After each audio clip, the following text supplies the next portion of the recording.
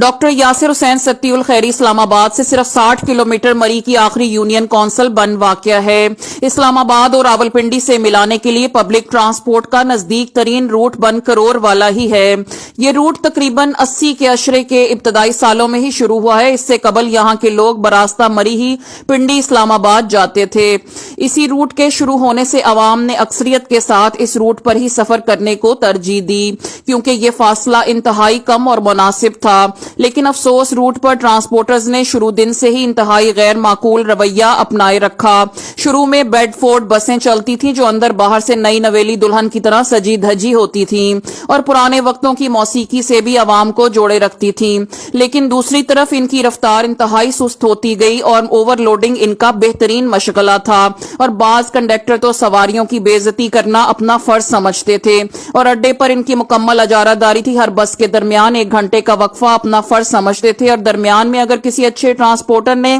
اپنی بہترین سروسز سے اس علاقے کے لوگوں کو ہمکنار کرنا چاہا تو یہ لوگ اس کو ایسا سبق سکھاتے تھے کہ وہ عزت بچا کر اس روٹ سے بھاگنے کی کوشش کرتا تھا۔ سال 2000 کے بعد دنیا کی ہر چیز تیزی سے بدلنا شروع ہوئی اور پاکستان کے اکثر علاقوں میں فورڈ بسوں کی جگہ ٹویوٹا ہائیس نے لینا شروع کر دی، تو اس علاقے کے عوام نے بھی ٹویوٹا ہائیس کو ہی اپنی سفری مشکلات کا حل سمجھنا شروع کر دیا، اور مختلف لوگوں نے اس روٹ پر اپنی ٹویوٹا ہائیس کی سروس شروع کرنے کی کوشش کی، لیکن ہر دفعہ بس مالکان نے ان کی نہ چلنے دی، اور آخر 2002 کے بلدیاتی انتخابات میں یونین کونسل کرور میں راجہ ہارون ملال نے الیکشن اسی منشور پر لڑا کہ ناظم بن کر اس روٹ پر ٹویوٹا ہائیس سروس شروع کروں گا، اور واقعی انہوں نے الیکشن جیت کر یہ سروس شروع کر دی۔ پرانے ٹرانسپورٹر مافیا کی اجارہ داری پر کاری ضرب لگائی۔ شروع میں ٹویوٹا ہائیس کھنہ پل سے 1.25 گھنٹے میں بند سٹاپ پر پہنچ جاتی تھی اور کرایہ بھی بہت مناسب تھا۔ چند دن عوام بہت خوش رہے، لیکن اس غریب عوام کی یہ خوشی عارضی ثابت ہوئی،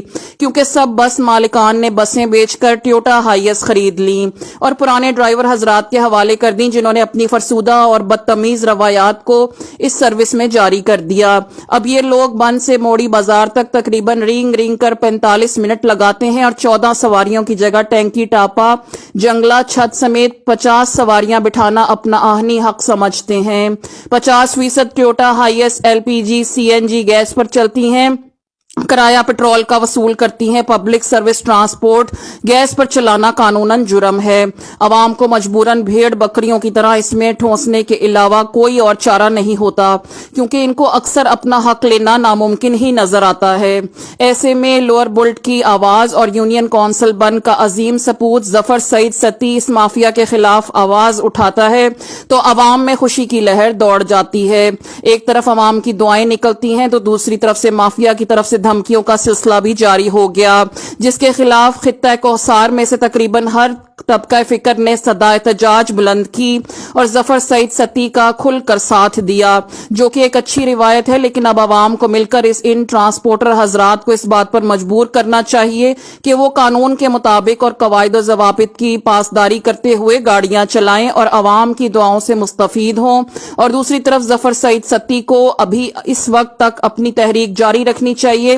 جب تک ان ٹرانسپورٹرز کا قبلہ درست نہیں ہو جاتا، کیونکہ بعض اوقات آدھی آواز یا آدھی تحریک اٹھانے سے مافیا زیادہ مضبوط ہو جاتا ہے۔ آخر میں اس بات کا اعادہ بھی میں ضروری سمجھتا ہوں کہ جہاں سب ٹرانسپورٹر اور ڈرائیور اور کنڈکٹر حضرات میں کچھ مافیا کے لوگ اجارہ داری کرتے ہیں، وہاں بہت نیک سیرت اور مہذب لوگ بھی اس روٹ پر گاڑیاں چلا رہے ہیں، جو خواتین و بزرگوں کا خصوصی احترام سے نوازتے ہیں اور عوام الناس کو بھی ہر ممکن سہولت فراہم کرنے کی کوشش کرتے ہیں۔ البتہ اجتماعی بے اصولیوں میں وہ مافیا کے پریشر کی وجہ سے ہر حال میں شامل ہی رہتے ہیں۔ آخر میں مقتدر حلقوں بالخصوص ٹریفک پولیس کے اہلکاروں اور سول انتظامیہ سے گزارش ہے کہ اس روٹ پر خصوصی توجہ دے کر عوام کی مشکلات کم کرنے میں اپنا کردار ادا کریں۔